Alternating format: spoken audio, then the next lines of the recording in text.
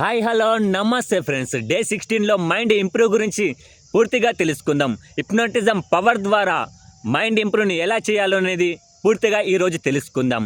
మనం ఈరోజు mind improve గురించి తెలుసుకునే ముందు సజెషన్స్ ఏమేమి ఇవ్వాలో పూర్తిగా తెలుసుకుందాం. నువ్వు హ్యాపీగా ఉన్నావు ఫస్ట్.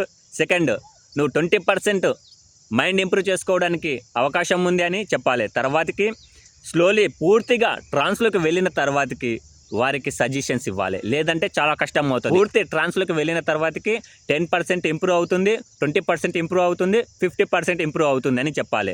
చెప్పిన తర్వాతకి అవేకనింగ్ చెప్పేటప్పుడు హ్యాపీగా వాళ్ళని బయటకు తీసుకొచ్చిన తర్వాతకి వాళ్ళకు 3 సెక్షన్స్ తీసుకోవాలి. ఎప్పుడైతే 3 సెక్షన్స్ తీసుకోవాలి, ఎప్పుడంటే వారికి 3 సెక్షన్స్ తీసుకోవాలి.